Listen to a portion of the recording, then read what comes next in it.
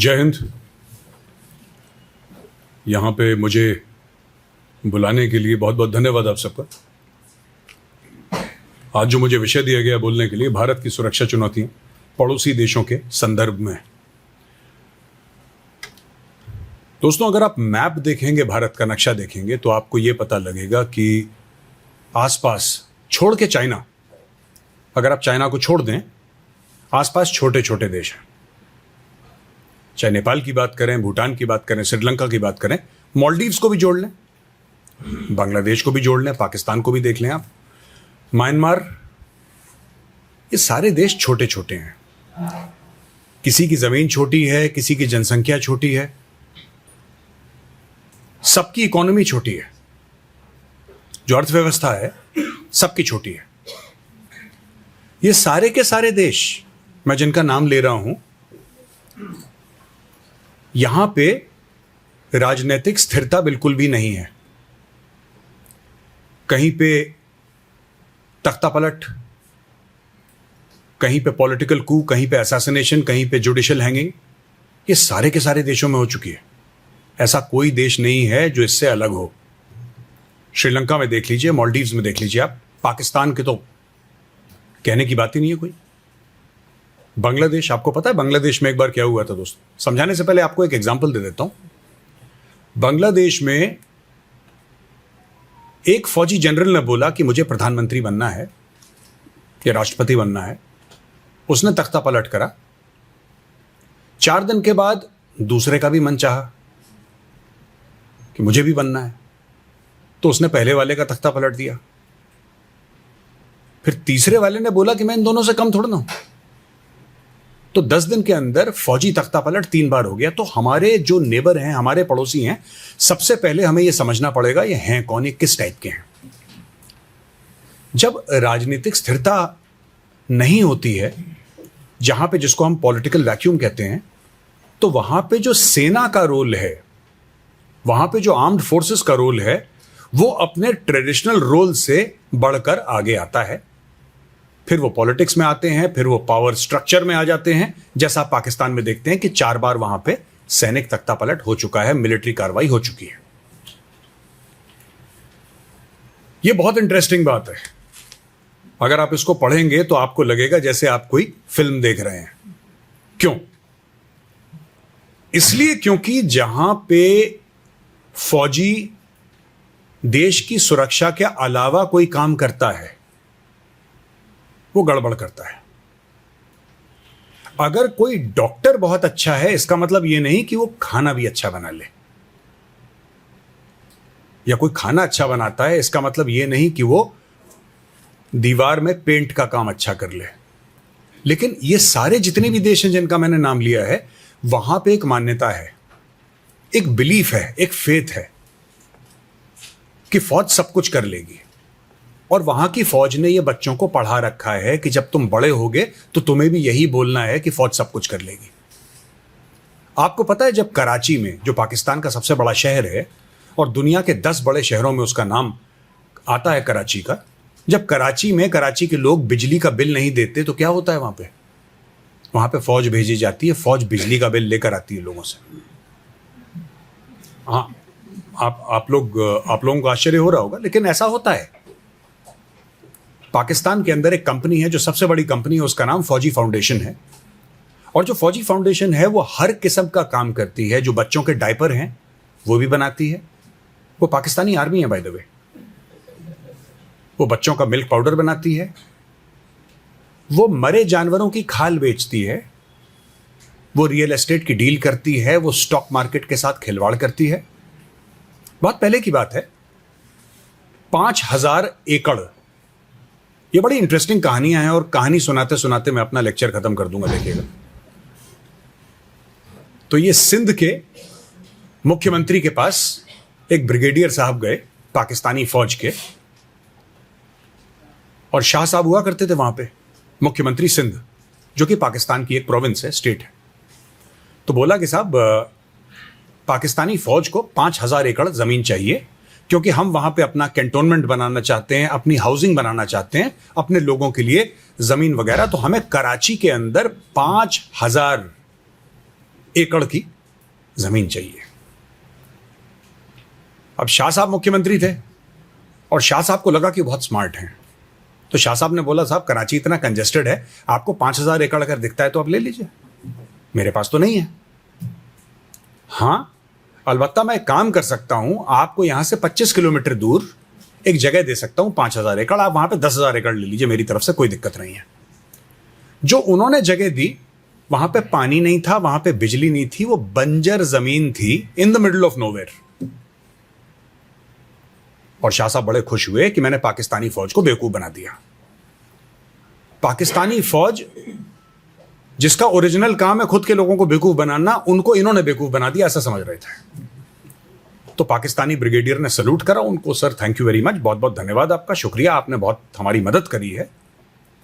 और पाकिस्तानी फौज ने वो जमीन ले ली। जमीन लेने के 3 महीने के बाद एक मीटिंग हुई, वही ब्रिगेडियर आया और उस ब्रिगेडियर ने बोला कि जो फंड थे ना आपके सड़क बनाने के, शाह साहब आप एक काम करिए, कराची की जो मेन रोड है उससे वो जो फौज की जमीन है जरा उसको जोड़िए, जरा 4 लेन एक्सप्रेस वे बनवाइए आप। तो वो हो गया, फौज का आदेश था। फिर बोला वाटर के पाइप लगवाइए जरा, पाइप लग गए। फिर बोला साहब बिजली का क्या होगा? पाकिस्तानी फौज ने शाह साहब से एक नया शहर बसवा दिया, वहां पे 5 स्टार होटल, वहां पे रहन सहन जो भी पाकिस्तानी फौज का है। ये छोटी सी कहानी मैंने आपको इसलिए सुनाई कि हमारे नेबरहुड में जो होता है ना, वो चाइना देखता है, चाइना देखता है, चाइना समझता है, और समझने के बाद चाइना ये प्लान बनाता है कि हम इसका फायदा कैसे उठा सकते हैं। चाइना ने भारत में भी बहुत कोशिश करी। चाइना ने 100 करोड़ रुपए देके भारत में एक डिजिटल मीडिया हाउस खुलवाया था, उसको पैसे दिए, न्यूज क्लिक था उसका नाम, और पैसे देने के बाद यह बोला कि साहब जो पत्थरबाज हैं कश्मीर में, आप उनको पैसे भेजिए। किसान आंदोलन में जो खालिस्तानी एलिमेंट्स थे, वो जो ट्रैक्टर चढ़ा दिया था ऊपर, वो सारी की सारी फंडिंग वहां से जा रही थी। और चाइना करता है, और चाइना पाकिस्तान के थ्रू करता है। चाइना कभी सामने नहीं आता साहब, ये चाइना की खासियत है, चाइना कभी सामने नहीं आता, चाइना ये सब करवाता है। अगर आप मालदीव्स में देखें, मोहम्मद मुइज़ू उनका राष्ट्रपति, उसने इंडिया आउट की एक कैंपेन चलाई, आपको पता है ना, इंडिया आउट की कैंपेन चलाई। अच्छा, इंडिया इन कभी था ही नहीं, पर उसने इंडिया आउट की कैंपेन चलाई। उसने बोला कि भारतीय फौजियों ने कब्जा कर लिया मालदीव्स के ऊपर। ये उसने चुनाव इस प्लैंक पे लड़ा, इंडिया आउट। टी शर्ट बनाई उसने, इंडिया आउट, इंडिया आउट, निकालो भारत को। भारत वाले तो है ही नहीं। अच्छा, कुछ बेचारे 50-70 वहां पे भारतीय फौजी थे। वो इसलिए थे क्योंकि इनका पहले वाला राष्ट्रपति था, उसने रिक्वेस्ट करी थी। उसने मोदी जी को बोला था कि सर ऐसा है कि हमारे यहां क्या होता है कि आइलैंड्स हैं हमारे, कंटिगुअस लैंड तो है नहीं, ऐसे जैसे भारत है जमीन का एक विशाल, आप चलते रहिए, ऐसा तो है नहीं, वहां पे छोटे छोटे हजारों आइलैंड हैं। अब कोई एक द्वीप से दूसरे द्वीप जा रहा है जहां पे अस्पताल है, तो बच्चा तो खत्म हो जाएगा, या जो बीमार है वो खत्म हो जाएगा। तो आप एक काम करिए साहब, आप हमें कुछ हेलीकॉप्टर दे दीजिए, क्योंकि लोगों को अगर ले जाना है तो हेलीकॉप्टर की जरूरत पड़ेगी, क्योंकि या तो नाव से जाएंगे, अगर रात का वक्त है तो नाव कैसे जाएंगे, इमरजेंसी, तो आप हेलीकॉप्टर दे सकते हैं। तो भारत सरकार ने बोला ठीक है, अगर आप चाह रहे हैं तो आप हेलीकॉप्टर ले लीजिए, हम आपको दे देते हैं फ्री में, कोई दिक्कत नहीं है। अच्छा साहब, आपने हेलीकॉप्टर दे दिए, क्या आप हेलीकॉप्टर चलाने वाले दे सकते हैं? ठीक है। अच्छा साहब, चलाने वाले आपने दे दिए, उसको मेंटेनेंस वाले भी चाहिए, ठीक है, डन। अच्छा, हमारे यहां स्मगलिंग बड़ी होती है, ड्रग्स बड़े आते हैं, लोग घूमते रहते हैं दाएं बाएं, तो सर्वेलेंस के लिए हमें एयरक्राफ्ट चाहिए, ठीक है, एयरक्राफ्ट ले लीजिए। सर सिर्फ एयरक्राफ्ट थोड़ा ना, चलाने वाले भी चाहिए। तो बोला अच्छा, सिर्फ चलाने वाले? सर मेंटेनेंस वालों का।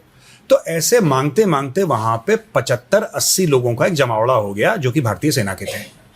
उन लोगों का यही काम था कि जब कोई परेशान हो तो हेलीकॉप्टर से बच्चे को बचाओ, ये करो वो करो, राहत कार्यों में और सर्वेलेंस के लिए, जो कि वो मालदीव्स की पुलिस के साथ करते थे। ये बात मोहम्मद मुइज़ू अच्छी तरीके से जानता था, उसको सब पता था। उसको सब इसलिए पता था क्योंकि पहले उसकी पार्टी पावर में रह चुकी थी। उसको सब पता था कि किस कंडीशन में भारतीय सैनिक मालदीव्स में आए हैं और किस कंडीशन में ये सब करा जा रहा है। He knew all of that very well.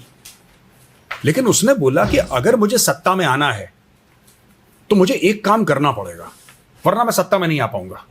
और दोस्तों, ये इंटरेस्टिंग थ्योरी है जो पूरे भारत के पड़ोसियों में एक एक करके अलग अलग फ्लेवर के साथ, कभी पाइनएप्पल फ्लेवर, कभी वेनिला, कभी चॉकलेट, अलग अलग फ्लेवर में रैप करके इसको बेचा गया है। और इसको हम लोग कहते हैं फौज में एक्सटर्नलाइजेशन ऑफ थ्रेट। दुश्मन बाहर से है, सब लोग एक हो जाओ और एक मेरे अंडर हो जाओ, क्योंकि मेरे अलावा तो कोई है नहीं जो तुम्हें बचाएगा। तो मैं ही हूं जिसके अंडर तुम आ जाओ तो मैं तुम लोगों को बचा लूंगा। यही गेम नेपाल में खेला गया, यही गेम मालदीव्स में खेला गया, यही गेम श्रीलंका में खेला गया, पाकिस्तान में 78 साल से यही गेम खेला जा रहा है। सारे देशों में छोड़ के Bhutan. Bhutan is a protectorate, यानी कि भूटान की जो एक्सटर्नल डिफेंस है वो भारत की जिम्मेदारी है। और वहां पे इंडियन मिलिट्री ट्रेनिंग टीम यानी कि इमट्राट है वहां पे, जो कि पूरा देखती है, देखरेख करती है, और इंडियन मिलिट्री के ही वहां पे लोग हैं। अब तो ये उन्होंने ये चूरन बेचा सबको, बोला कि साहब एक्सटर्नलाइजेशन ऑफ थ्रेट है, भारत आपको खा जाएगा। कैसे खा जाएगा भारत? तुम गद्दार हो जो ऐसे पूछ रहे हो, इसका मतलब तुम इंडिया के एजेंट हो, इसका मतलब तुम्हारे पास पैसा आता है। तो उस बेचारे 2-4 लोगों को जेल में डाल दिया, बाकी लाइन में आ गए कि हाँ साहब भारत खा जाएगा। आपने कभी किसी भारतवासी को सुना है नेपाल के बारे में बुरा बोलते हुए? कभी नेपाल को एज अ दुश्मन रेफर करते हुए कभी आपने सोचा है अपने दिमाग में? हम तो ये कहते हैं कि वहां पे पशुपतिनाथ मंदिर है, हम कहते हैं सीता मां का घर है नेपाल। तो सवाल ही नहीं उठता, दुश्मन की नजर से देखने वाला सवाल ही नहीं उठता। हमारे कभी दिल में, दिमाग में कभी ऐसी बात नहीं आई। लेकिन वहां पे जो कम्युनिस्ट सरकार थी उसने कन्विंस कर दिया कि दुश्मन आपका भारत है और भारत आपके आंतरिक मामलों में इंटरफियर कर रहा है। कैसे इंटरफियर कर रहा है भारत आपके आंतरिक मामलों में? तुम गद्दार हो, तुम्हें भारत ने पैसे दिए हैं, तुम रॉ के एजेंट हो, उसको जेल में डालो। अब जेल में तो कोई जाना नहीं चाहता, ना आप ना मैं। तो हमने बोला हाँ ठीक है, भारत दुश्मन है। वहां पे एक मार्क्सिस्ट पार्टी पावर में आई। आपने प्रचंड का नाम सुना होगा, आपने केपी शर्मा ओली का नाम सुना होगा। केपी शर्मा ओली की सरकार चाइनीज एम्बेसी से चलती थी, लोगों को पता था। और लोग कहते थे पूरी नेपाल की सरकार चलती है चाइनीज एम्बेसी जो काठमांडू में है वहां से। And the actual head of state of Nepal is the Chinese ambassador, ऐसा लोगों का मानना था। अब हुआ ये कि जब आपने ये सब चीजें करना शुरू करी वहां पे धीरे धीरे तो ये बात फैली कि इस तरीके से हम भारत को घेर सकते हैं। तो भारत को घेरने की एक प्रतिक्रिया शुरू हुई, एक रिएक्शन शुरू हुआ, एक के बाद एक। और चाइना ने स्ट्रिंग ऑफ पर्ल्स, आपने सुना होगा चाइना ने किस तरीके से स्ट्रिंग ऑफ पर्ल्स की नीति बनाई और भारत को घेरा। तो अगर आप भारत के पूरब में देखें तो आपको बांग्लादेश दिखेगा और म्यांमार दिखेगा। म्यांमार में एक फौज है जिसने बांग्लादेश के दांत खट्टे कर रखे हैं, उसका नाम है Arakan army. Number 1। Number 2 Bangladesh, जहां पे मामला अस्थिर रहा है। ये सारे छोटे छोटे देश ही अस्थिर क्यों हो जाते हैं, बड़े वाले क्यों नहीं होते? हां, आप ये बोलेंगे साहब रशिया में रेवोल्यूशन आई थी यूएसएसआर के पहले, वो हुआ है, चाइना में भी हुआ था, लेकिन बहुत पहले की बात है। आज की तारीख में अगर आप देखेंगे 1991 के बाद रशिया आपको कभी अनस्टेबल नहीं दिखा। यूएस, कनाडा, बड़े बड़े देश आपको अनस्टेबल नहीं दिखते हैं, आपको अस्थिर दिखते हैं छोटे छोटे देश। क्योंकि अब ये मेन पॉइंट है, मैं चाहूंगा आप जरा ध्यान से सुने मेरी बात। जो छोटे देश होते हैं ना, छोटे देश, उनकी समस्याएं भी छोटी होती हैं और उनके समाधान भी छोटे होते हैं। ये चाइना कर पाता है। आपने मोहम्मद मुइजू को कुछ पैसे दे दिए तो वो सेट हो गया। वो ऐसे हो गया जैसे आपका तोता है, आप जो बोलेंगे वो उस तरीके से बातचीत करेगा। आपने कुछ पैसे आसिम मुनीर को दे दिए, शहबाज शरीफ को दे दिए, वो आपकी बात करेगा। आपने हर जगह पैसा देके, इंफ्रास्ट्रक्चर में पैसे डाल के, बेल्ट एंड रोड इनिशिएटिव के थ्रू आपने ऐसा वैसा करके आपने अब ये जो बेल्ट एंड रोड इनिशिएटिव है जो चाइना का है, आपने सुना होगा इसका नाम, है कितना बड़ा फ्रॉड है। आप देखिए कितनी बड़ी धांधली है ये। आपने बेल्ट एंड रोड इनिशिएटिव करा और बेसिक एम क्या था, 2-3 एम थे इसके, कि फिनिश्ड चाइनीज गुड्स दूसरे देश जाएं, रॉ मटेरियल चाइना आए, ठीक है जी, और चाइना की एनर्जी सिक्योरिटी जो है वो बरकरार रहे, उसमें कोई बीच में स्टॉपेज ना हो। अच्छा, जो ये तो तीसरा पॉइंट है एनर्जी सिक्योरिटी का। पहले पॉइंट हमने आपको क्या बताया, ये बताया कि रॉ मटेरियल चाइना चला जाए और फिनिश प्रोडक्ट चाइना से वापस देशों में चला जाए। ये पहली बार आपने कब सुना था? यहां पे हिस्ट्री के ईस्ट इंडिया कंपनी, एक आपने ऐसा प्लान बनाया कि चाइना के अंदर रॉ मटेरियल आ रहा है और चाइना फिनिश गुड्स दे रहा है दुनिया को, दूसरों की इकोनॉमी डिस्ट्रॉय कर रहा है। तो ये एक ओवरऑल प्लान के तहत बेल्ट एंड रोड इनिशिएटिव बनाया गया, जिसका फ्लैगशिप वेंचर है चाइना पाकिस्तान इकोनॉमिक कॉरिडोर, जो कि पाकिस्तान में है। अब इन सबसे भारत का क्या लेना देना? देखिए, प्रॉब्लम तब नहीं होती अगर बांग्लादेश आपके खिलाफ है, या नेपाल आपके खिलाफ है, या मालदीव्स आपके खिलाफ है, या श्रीलंका आपके खिलाफ है, या फिर पाकिस्तान आपके खिलाफ है। प्रॉब्लम तब आती है जब एक साथ सब आपके खिलाफ हैं और सबके साथ आपके बॉर्डर मिलते हैं। अब आप ये जानते हैं कि बांग्लादेश से कितने लोग भारत आ रहे हैं हर रोज। मुझे आपको बताने की आवश्यकता नहीं है, आप लोग इससे भलीभांति परिचित हैं। और आपको यह भी पता होगा, जो कुछ नए हैं जिन्होंने इनके बारे में नहीं पढ़ा उनको ना पता हो, लेकिन ज्यादातर लोगों को यह पता होगा कि 1971 की लड़ाई इसी मामले में हुई थी कि ईस्ट पाकिस्तान से इतने रेफ्यूजी आ गए थे कि भारत की अर्थव्यवस्था जो है वो चरमराने लगी। पाकिस्तान ने 2 दिसंबर को ऑपरेशन चंगेज खान लॉन्च करा और भारतीय हवाई अड्डों पर अटैक करा था। उसकी जवाबी कार्रवाई में भारत ने अपना ऑपरेशन लॉन्च करा और 13 दिन के अंदर, within 13 days, we created Bangladesh. हमने बांग्लादेश बनाया, हमने बांग्लादेश को आजाद किया। उस समय हमारी फौज वहां पे थी। अगर हम चाहते तो बांग्लादेश को वापस भारत में मिला सकते थे, हमने नहीं मिलाया, हमारी फौज वापस आ गई। आज की तारीख में उसी बांग्लादेश के अंदर भारत के खिलाफ इतना जहर क्यों है? ये कहते हैं कि हमारे यहां जो भी खराब हो रहा है वो भारत कर रहा है। हमारे यहां बिजली नहीं आती अडानी की वजह से, क्योंकि अडानी बिजली सप्लाई करता, हमारे यहां बिजली नहीं आती अडानी की वजह से। अब क्या हुआ कि अडानी के किसी मैनेजर ने फोन करा होगा कि भाई बिजली का बिल है दे दो। बिल देना गलत चीज है, तुमने बिजली क्यों बंद कर दी? आप सिर्फ बांग्लादेश नहीं, आप नेपाल में देखिए। नेपाल में लोगों को यह बताया जा रहा है, और आपको पता है नेपाल के कई गांव जो हैं वो चाइना ले चुका है और सरकार ने कुछ नहीं बोला। सरकार ने उसके बारे में कोई बातचीत ही नहीं करी। चाइनीज फौज आती है एक दिन और वहां पे खड़े होके संबोधित करती है जो नेपाल के गांव वाले हैं, और उनको कहा जाता है कांग्रेचुलेशंस, शुभकामनाएं।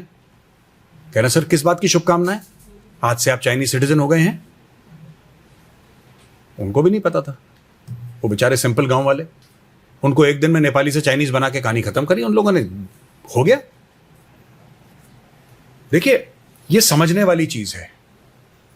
भारत पे लगातार हमले होते हैं। मैडम ने अभी बताया था पहलगाम अटैक के बारे में, किस तरीके से आपने कभी नोट करा है कि भारत पे हमला क्यों होता है?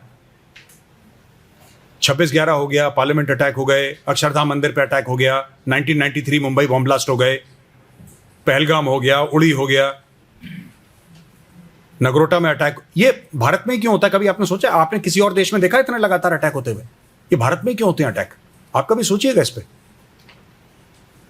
ये लगातार दर लगातार हमला और किसी देश में इस लेवल पे नहीं होते जितने फ्रीक्वेंटली भारत में अटैक होते हैं। और ये रुकेंगे तभी जब आप इसको रोकेंगे और आप समस्या समझेंगे। समस्या समाधान बात की बात है, समाधान आज कल परसों जब आएगा तब आएगा। आप पहले समस्या समझिए, और आज मैं आपको समस्या बताता हूं। ये जो कह रहे हैं ना भारत की सुरक्षा चुनौतियां पड़ोसी देश के संदर्भ में, अब मैं आपको बताता हूं क्या है। भारत की 2-4 समस्याएं जो हैं वो आंतरिक हैं, और 2-4 समस्याएं जो हैं वो बाहरी हैं। आपकी जो आंतरिक समस्या ये नहीं कि नक्सलवाद ये वो दुनिया, वो अलग चीज है। आपके ऊपर जो सबसे बड़ा खतरा मंडरा रहा है, जो भारत के विकास को रोक रहा है, यह है लाल फीताशाही। यह गला घोट देगी भारत का। किसने साजिश करी है कि आज की तारीख में हिंदुस्तान एरोनॉटिक्स लिमिटेड एक तेजस नहीं उड़ा पा रहा? किसकी साजिश है? किसी की साजिश नहीं है। किसी बाहर वाले ने साजिश नहीं करी। हम तो बुरा कहते हैं फ्रांस को। आपने सुना होगा फ्रांस ने राफेल का सोर्स कोड नहीं दिया हमें, सुना आपने? क्यों देगा भाई, क्यों देगा? उसने अरबों डॉलर खर्च करे, उसने रिसर्च एंड डेवलपमेंट करी, उसके यंग माइंड्स थे, उसके साइंटिफिक टैलेंट था, वो आपको क्यों पकड़ा दे? आज की तारीख में रूस जो है ना, आपको ब्रह्मोस बेचने नहीं देता विदाउट परमिशन। आप रशिया की परमिशन के बिना ब्रह्मोस किसी तीसरे देश को, अपने लिए आप 1000 बनवा लीजिए, कोई दिक्कत नहीं, आप ब्रह्मोस बेच नहीं सकते विदाउट रशिया परमिशन। क्यों देगा रशिया? कि नहीं हमारा दोस्त। कोई दोस्त नहीं होता, ये सब झूठी बातें हैं, ये सब फरेब है। हम लोगों को सिखाया गया कि ऐसा दोस्त होता है, कोई दोस्त नहीं होता। और ये जो हमें सिखाया गया कि वासुदेव कुटुंबकम, ये सब कुछ नहीं होता। कोई वासुदेव नहीं है, कोई कुटुंब नहीं है, कुछ नहीं है। ये भारत है, भारत आपका देश है, यही आपका कुटुंब है, और बाकी सब आपके दुश्मन है। आप पहले क्लियर कट समझ लीजिए।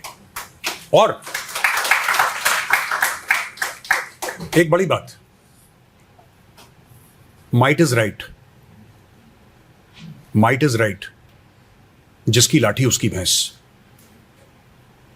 आपने 5 अग्रीमेंट साइन करे चाइना के साथ। कितने? 5। हम हथियार लेकर नहीं जाएंगे, हम लाइन ऑफ एक्चुअल कंट्रोल के इर्द गिर्द वेपन लेके पेट्रोलिंग नहीं करेंगे, हम एक दूसरे से बात करेंगे। चाइना ने फाड़ फोड़ के 5 अग्रीमेंट फेंक के डस्टबिन में डाल दिए और चढ़ गया वो गलवान में। लड़ाई हुई थी ना गलवान में। गलवान की लड़ाई क्या हुई थी? पेट्रोलिंग पॉइंट 14 में चाइनीज ने आके ऑक्यूपाई करने की कोशिश करी और भारतीय सेना ने उसका जम के वहां पे मुकाबला करा और 20 भाई वीरगति को प्राप्त हो गए। यही स्टोरी है। फिर तो माइट इज राइट। हमें बहुत अच्छा लगता है, ये इंडियन माइंडसेट है हमारा जो भारतीय। मैं इसको गलत या सही नहीं कह रहा, मैं सिर्फ ये कह रहा हूं कि ऐसा है कि आपने लिख के दे दिया है, उसने भी लिख दिया है, उसकी गारंटी है। ट्रंप ने क्या करा आपको पता है? आज से 1.5-2 साल पहले जो बाइडेन ने मोदी जी से बोला कि please, through foreign secretary of course, directly तो नहीं बात करते, जयशंकर साहब थे फॉरेन मिनिस्टर, कि साहब लड़ाई शुरू हो गई है। 2023 की बात कर रहा हूं मैं, 2022 में लड़ाई शुरू हुई, 2022 के एंड 23 में, कि साहब आप एक काम करिए, आप रशिया से तेल खरीद लीजिए। तो हमने बोला क्यों खरीद लें भाई? इसलिए खरीद लीजिए क्योंकि अगर आप रूस से तेल खरीदेंगे तो एक बैलेंस बना रहेगा और तेल के जो दाम हैं पूरी दुनिया भर के लिए शूट अप नहीं करेंगे। भारत ने जो रूस का तेल खरीदा वो अमेरिका की रिक्वेस्ट पे खरीदा। भारत ने जो रूस से तेल खरीदा अमेरिका की रिक्वेस्ट से खरीदा।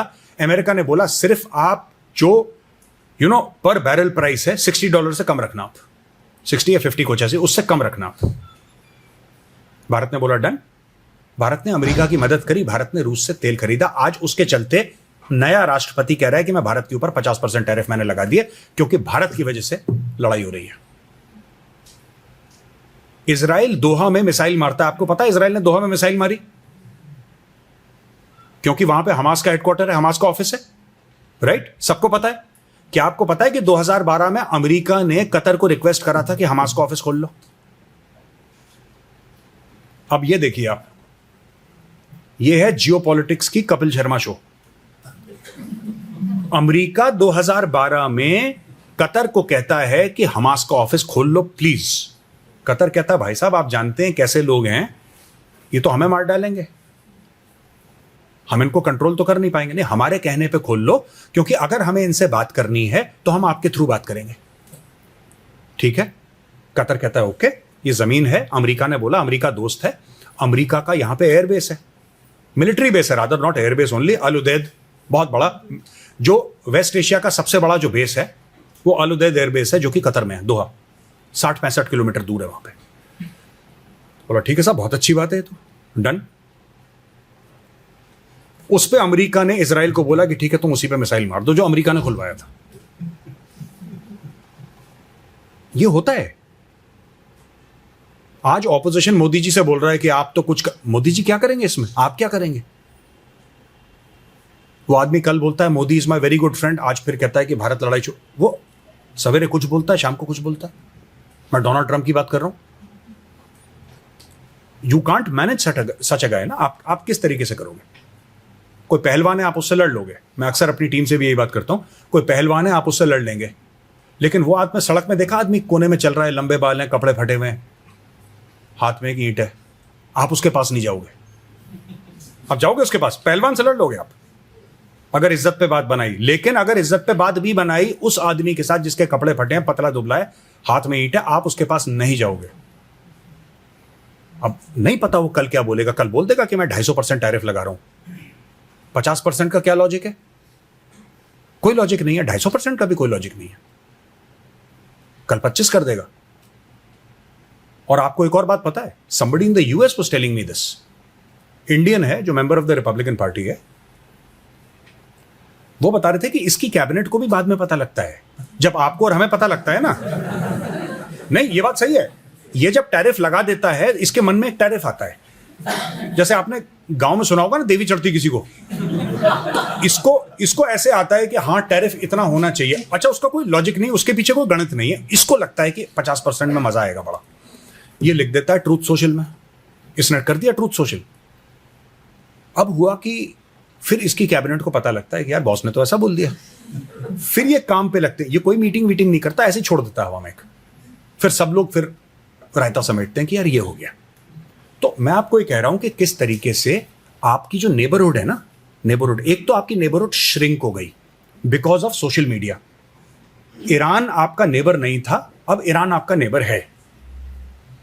कायदे से अफगानिस्तान आपका नेबर है, लेकिन बीच में पीओके आ जाता है, लेकिन बीच में गिलगिट बाल्टिस्तान जो कि ऑक्यूपाइड इलाके हैं, अवैध कब्जा है पाकिस्तान का, इसलिए बीच में वो एक अकॉर्डिंग टू पाकिस्तान एक बफर आ गया, वरना ये आपके नेबर्स हैं। कहने की बात यह है कि किस तरीके से आपके सारे नेबर्स को सस्ते में, क्योंकि चाइना आपसे लड़ना नहीं चाहता, चाइना आपसे लड़ना नहीं चाहता। चाइना को पता है आज की तारीख में कि भारत के साथ ट्रेड के लिंकेजेस इतने हैं कि अगर चीन लड़ता है तो चाइना के स्टॉक मार्केट में भी फर्क पड़ेगा। तो चाइना क्या करता है, बहुत छोटा सा बजट का 0.5%, हाफ से भी कम, जो कि इनके लिए बहुत है। जो हमारे भाई बैठे हैं पूरे साथ, किसी को कुछ दिया, किसी को कुछ दिया, किसी पॉलिटिकल पार्टी को कुछ दिया। भारत के यूट्यूबर्स को पैसा दिया जा रहा है कि वो यूट्यूबर्स और सोशल मीडिया इन्फ्लुएंसर्स चाइना में जाते हैं और बोलते हैं कि देखो भारत को इस लेवल में पहुंचने में 100 साल लगेंगे, भारत नहीं पहुंच पाएगा। आप ध्यान देना कभी, ये गेम कैसे होता है।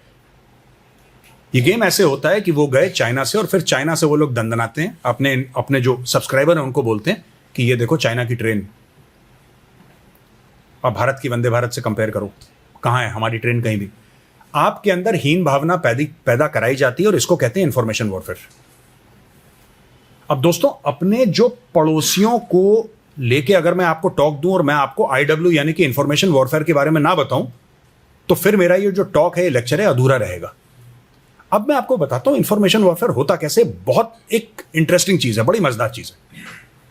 जब लड़ाई होती है ना दो देशों के बीच में, तो हमारा यह मानना है कि फौजों के बीच में लड़ाई होती है, राइट। अगर भारत और पाकिस्तान के बीच में लड़ाई हुई तो फिर भारतीय सेना और पाकिस्तान की सेना के बीच में लड़ाई हुई, यह आपका मानना है। तो उसमें सेंटर ऑफ ग्रेविटी कौन सी है हमारे लिए? हमारे लिए सेंटर ऑफ ग्रेविटी पाकिस्तान फौज हो गई, और पाकिस्तानी फौज के लिए centre of gravity Indian army हो गई, navy and air force, right.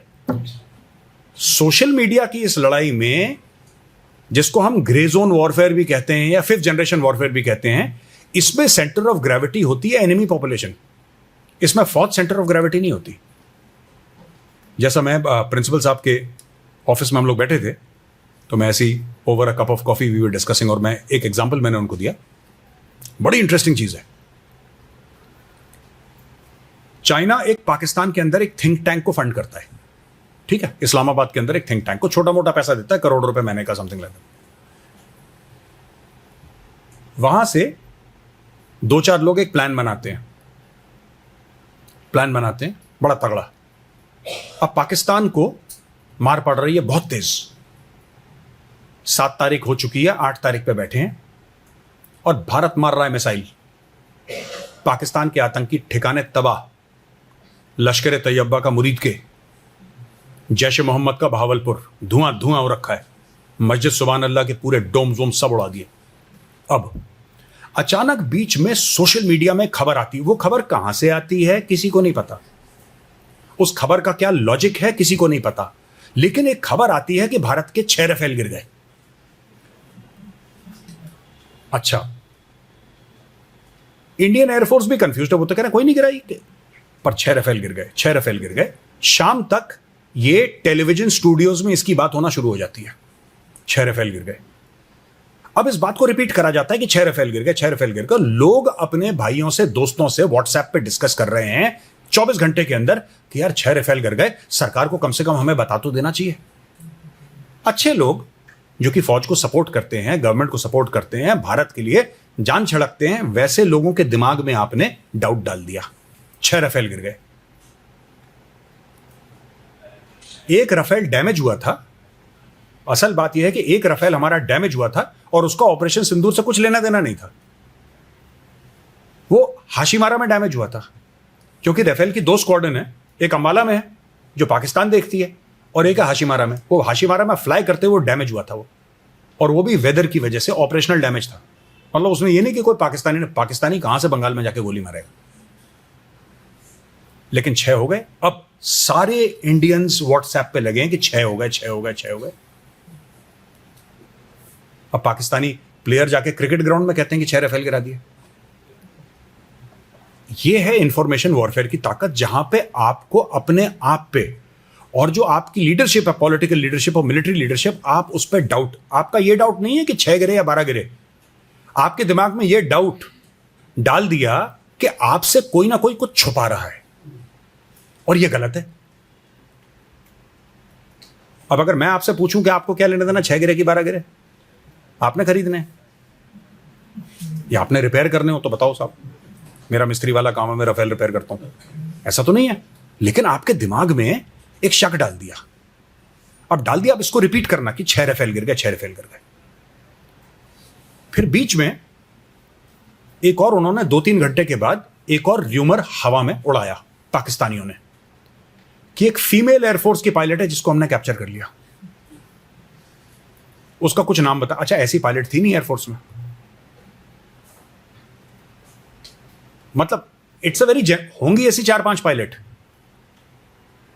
But वो एयरक्राफ्ट नहीं उड़ा रही थी जो इन लोगों ने बोला था, और हमारे किसी पायलट को खरोच नहीं आई। और जहां तक राफेल, मैं कह रहा हूं 6 नहीं 16 गिर गए, तो हमारे पास तो पैसे हैं, हमें कौन सा IMF से लोन लेके खरीदना है, हम खरीद लेंगे, इसमें क्या टेंशन है। लेकिन लगातार ऐसी इंफॉर्मेशन, हम लोग लगातार दर लगातार अपने सारे पड़ोसियों से इंफॉर्मेशन की लड़ाई हारते चले आ रहे हैं। हम ग्राउंड पे लड़ाई जीत जाते हैं, इंफॉर्मेशन वॉर जो होता है, वॉर ऑफ नैरेटिव जिसको कहते हैं, वो हम हार जाते हैं, क्योंकि हमें आता ही नहीं लड़ना, हमें आता ही नहीं लड़ना। और आखिरी चीज मैं आपको बताता हूं जो हमारे साथ बहुत बड़ी, जो हमारे पूरे नेबरहुड के साथ हम लोग आक्रामक नहीं हैं। हमें बचपन से सिखाया गया कि अच्छे के साथ अच्छा होता है और बुरे के साथ बुरा होता है, और ये झूठ है। अच्छे के साथ बुरा होता है। आपको बुरा करना है, पहले आप ये समझ लिया आप करना क्या है। आपको नुकसान पहुंचाना है। जो रिस्पेक्ट हम कहते हैं ना, इज्जत, सम्मान के 2 हिस्से होते हैं। इसमें आधा प्यार होता है और आधा डर होता है। हम लोगों को यह गलतफहमी है कि सम्मान इज इक्वल टू प्यार। नहीं, सम्मान में डर भी बहुत एक जरूरी रोल प्ले करता है। जब आपसे डरेंगे लोग ना, तब आपसे ढंग से बात करेंगे। हम लोग मैं जब छोटा था स्कूल में, तो एक हमें प्राइज मिलता था, एक most well behaved student of the class ना, तो सबसे बेचारा जो दब्बू धाना पीछे कुछ नहीं बोलता था, उसको मिलता था, जो चुप ही रहता था। तो हम लोगों को वो प्राइज बहुत अच्छा लगता है कि हमें वेल बिहेव्ड, देखो इंडिया कितना अच्छा है। हम लोग गलत करते हैं। मैं कोई सरकार को क्रिटिसाइज नहीं कर रहा यहां पे, मैं बहुत सपोर्ट करता हूं सरकार को, लेकिन कहीं पे भी बाढ़ आ गई, इंडियन एयरफोर्स के जहाज हमने उड़ाए, वही वासुदेव कुटुंबकम या सर्वे सुखनय, क्या बोलते हैं उसको, सर्वे, ये गलत है। ये सब भारतीय सुखी हों, स्वस्थ हों, बाकी दुनिया जाए भाड़ में, हमें क्या लेने देना। आपने तुर्की को, सुनिए, आपने तुर्की को वो दे दिया, क्या नाम कहते हैं, अर्थक्वेक आई, आपने तुर्की को सामग्री पहुंचाई पूरी, आपने जान बचाई, तुर्की ने वही ड्रोन दे दिया पाकिस्तान को कि लाओ भारतीयों को मारो, ये बहुत राहत सामग्री पहुंचा रहे थे ये लोग, मारो इनके ड्रोन। अच्छा, सिर्फ ड्रोन नहीं दिए, उन्होंने अपने फौजी बैठाए, जब 3 मरे तब हमें पता लगा कि वहां पे तुर्की थी, तुर्की फौज थी। तुर्की फौज को डिप्लॉय करा गया कि मारो भारतीयों को, जिनको सबसे पहले मीडिया दिखा रही है वहां पे ब्रेकिंग न्यूज, इंडियन एयरफोर्स के जहाज उतरे, वहां पे डॉक्टर उतरे, बताओ, इंडियन आर्मी के डॉक्टर्स वहां पे उतर गए, सबका इलाज कर रहे हैं। अब मैं आपसे पूछता हूं, उस समय आपको लग रहा था ठीक करा है ना, आज मैं आपसे पूछता हूं, वही एयरफोर्स के जहाजों को बम गिराना चाहिए था, राहत सामग्री गिरानी चाहिए थी? हाँ, जब मैं बोलता हूं बम गिराओ, तब लोग कहते हैं कि ये जहर फैलाता है। मैं जहर नहीं फैलाता, मैं सच बोलता हूं आपको। जब आपसे लोग डरेंगे तब लोग कंट्रोल में रहेंगे, ठीक है? आपने शोले फिल्म देखी, आपको कौन सा कैरेक्टर याद है? गब्बर सिंह याद है ना, बाकी आप सब भूल गए। वो बनने की जरूरत है, वो अच्छा आदमी है। इतना मैं चाहता हूं, किसी को बुरा लगे अच्छा लगे मेरी बात का, मैं चाहता हूं कि भारत का ना इज्जत प्यार अपनी जगह, भारत का ऐसा खौफ होना चाहिए ना, इतना टेरर होना चाहिए कि मैंने ये बात मैंने बोली थी राजनाथ सिंह जी के सामने, तो उनको भी लगा होगा कि इसका दिमाग चल गया है। आपको पता है हमारी न्यूक्लियर सबमरीन है ना, आईएनएस अरिहंत, एक हमारी न्यूक्लियर सबमरीन है आईएनएस अरिहंत, आईएनएस अरिघात। तो मैंने बोला था, मैं स्टेज पे था, वो सामने बैठे थे माननीय रक्षा मंत्री जी, और मैंने बोला था कि जब भारत के प्रधानमंत्री किसी और देश के प्रधानमंत्री या राष्ट्रपति से, चाहे वो देश हो या दोस्त हो या दुश्मन देश हो, कोई फर्क नहीं पड़ता, जब उससे बात कर रहे हो, आपस में किसी भी मैटर में बात कर रहे हो, तो दूसरे देश के हेड ऑफ स्टेट को यह पता होना चाहिए कि मोदी जी के कहीं पीछे जो समुद्र है ना, उसके अंदर आईएनएस अरिहंत है। यह हर समय खौफ की तलवार सर पे लटकनी चाहिए। देखिए मैं आपको बताता हूं, आपके यहाँ पहलगाम, मैंने पूछा था शुरू में ना कि आपके यहाँ पहलगाम क्यों होता है, किसी और के यहाँ क्यों नहीं होता? अटैक हर जगह होते हैं, ऐसी बात नहीं है। 9/11 हो गया ना अमेरिका में, 3000 लोग मर गए, लेकिन उसके बाद नहीं हुआ, उसके बाद नहीं हुआ। आपने क्या बोला? आपने बोला 26/11 हमारा 9/11 था, उसके बाद 100,000 हो गए। और ये होते रहेंगे, ये कभी नहीं रुकेंगे जब तक आप अपनी मानसिकता नहीं बदलेंगे। जो डिफेंसिव नेचर है ना आप लोगों का, ये छोटे छोटे देश, कई देश हैं जिनकी जनसंख्या नोएडा से कम है, ठीक है? ये देश आपको धमकी देते हैं और आप वासुदेव कुटुंबकम के चक्कर में कुछ नहीं बोलते इनको। जिस दिन आप लोगों ने जवाब देना शुरू कर दिया, हां, आपका वो नाम नहीं रहेगा जो आप चाहते हैं। ये बात सही है, आपको कहीं ना कहीं कॉम्प्रोमाइज करना पड़ेगा। आपका वो नाम नहीं रहेगा जो आप चाहते हैं, लेकिन एक और चीज तब पैदा होगी। आपने कभी किसी को देखा है चीन के बारे में बुरा बोलते हुए? चाइना को कोई फर्क नहीं पड़ता, आप उसको अच्छा बोले, उनको समझ में नहीं आता आप क्या बोल रहे हैं, वैसे वो चाइनीज ही बोलते हैं बेचारे, बट उसके अलावा चाइना को एक्चुअली कुछ फर्क नहीं पड़ता। आप चाइना को अच्छा बोले या बुरा, और अगर चाइना को आपकी बात का बुरा लगा, एक बार नॉर्वे ने चाइना के बारे में कुछ बोला था कि चाइना का ह्यूमन राइट्स रिकॉर्ड खराब है। नॉर्वे, पता नहीं उनको कुछ होगा वहां पे, लेफ्टिस्ट टाइप के लोग वहां पे, उन्होंने बोल दिया कि we disagree with you. China ने उनकी ट्रेड तहस नहस कर दी। 6 महीने के बाद नॉर्वे कान पकड़ के माफिया मांग रहा था चाइना से। अगर यहां पे हो जाए तो हम बोलेंगे नहीं, उनका तो फ्रीडम ऑफ एक्सप्रेशन है, बोल सकते हैं वो। चाइना में नहीं चलता ये, आप बोल के दिखाओ कभी। नहीं, वो अपने लोगों को नहीं बोलने देते, तो बाहर वालों को कहां से बोलने देंगे? They don't allow their own people to speak. China के अंदर ट्विटर बंद है। आप चाइना के अंदर, मैं तो बाय रोड जा चुका हूं ना कई बार, हांगकांग में उतरी है, सब कुछ ट्विटर फेसबुक सब चलता है। चाइना से आपने इमिग्रेशन करा, आप 1 किलोमीटर गए, सब शट डाउन, कुछ नहीं चल रहा चाइना में।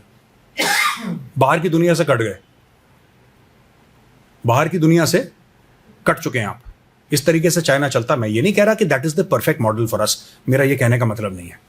चाइना में लाख कमियां हैं, हम लोगों में भी लाख कमियां हर एक देश में होती हैं, लेकिन fact of the matter is कि हम लोग बहुत ज्यादा डिफेंसिव हैं, इसलिए छोटे छोटे देश हमें, वो 3 मंत्री मोहम्मद मुइजू के जो भारत को उल्टा सीधा बोल रहे थे, मोदी जी को उल्टा सीधा बोल रहे थे, ये आपको पता है मालदीव्स में एक बार एलटीटी टाइप के जो तमिल सेपरेटिस्ट थे वो एक बार नाव पकड़ के चले गए, पता है आपको स्टोरी? नहीं, कुछ चले गए 100 200 250 श्रीलंका से मालदीव्स, नाव पकड़ के बोला कि हम मालदीव्स का तख्ता पलट करेंगे। मालदीव्स का गला सूखा, इन्होंने फोन करा, आगरा से पैरा ब्रिगेड गई,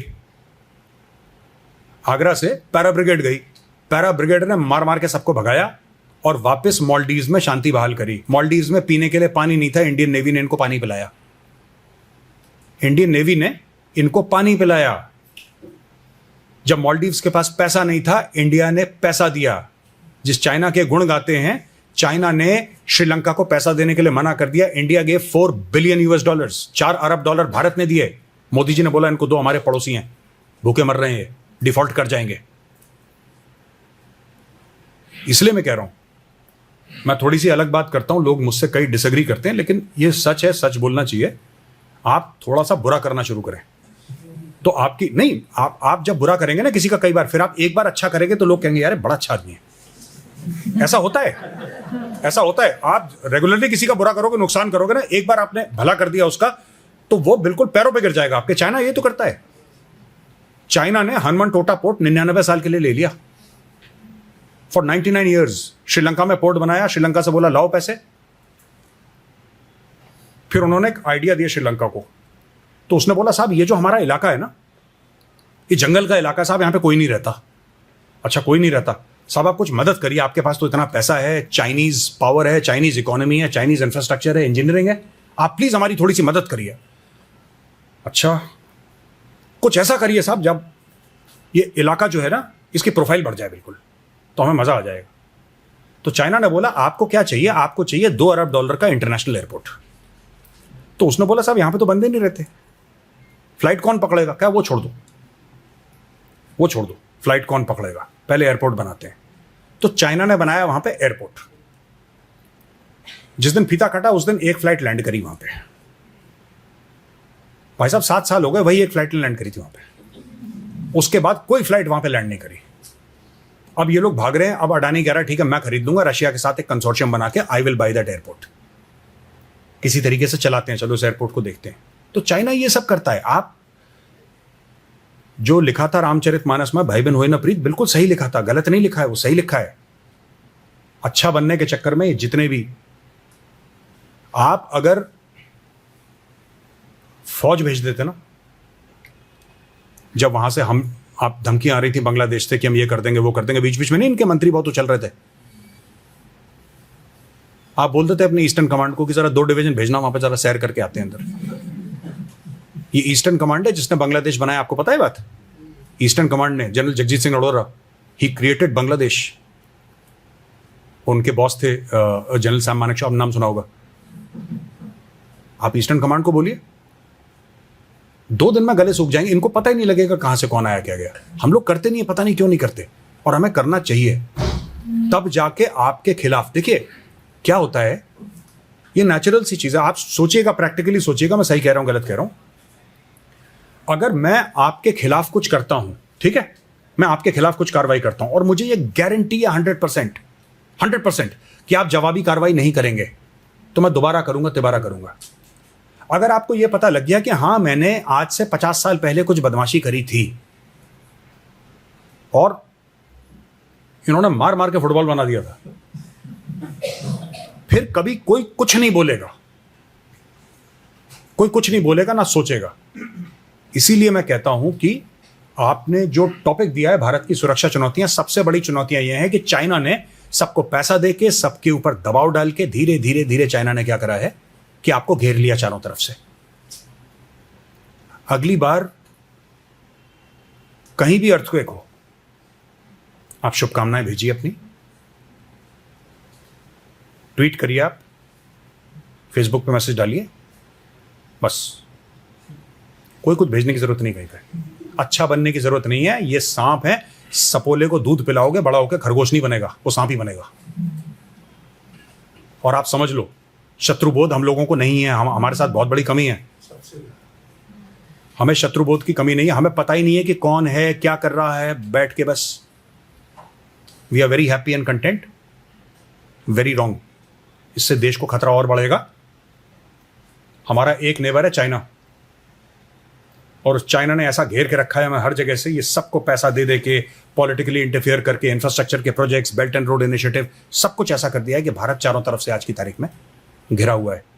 हम लोग अपनी पॉलिसीज अगर चेंज करें तो चाइना के जितने भी ये पिछलग्गू हैं छोटे छोटे, इनसे मुक्ति मिल जाएगी। बस इनको थोड़ा सा ना इनमें पैसे इन्वेस्ट भी करने।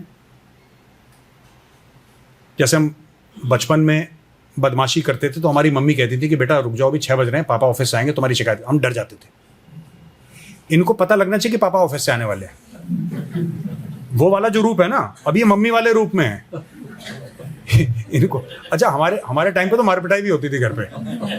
आजकल के जेंजी वाले थोड़ा सा बुरा मान जाते हैं। हम तो नेबर से भी पिटे हैं, चलते फिरते लोग हाथ साफ कर देते थे टक टक। So those were different times, but having said that, ये कहने की बात है कि आपको अपनी पॉलिसीज जो हैं अग्रेशन के साथ अगर आप करेंगे तो आपके लिए बेहतर रहेगा। आप जितना एग्रेसिव रहेंगे, लेकिन हाँ, मैं ये नहीं कह रहा कि ऑल आउट आप लड़ाई कर लीजिए किसी के साथ, लेकिन जिसको हम लोग आर्मी में कहते हैं ना, कॉस्ट एंड कॉन्सिक्वेंसेस बोलते हैं हम आर्मी में, कि आपको पता होना चाहिए कि आपने गलती करी, इसकी माफ़ी नहीं है, इसकी आपको इसका दाम चुकाना पड़ेगा, आपको इसका जवाब देना पड़ेगा, इतना होना चाहिए। ठीक है, बस यहाँ पे मेरा टॉक खत्म होता है। बहुत बहुत धन्यवाद आपका। Thank you, thank you, thank you.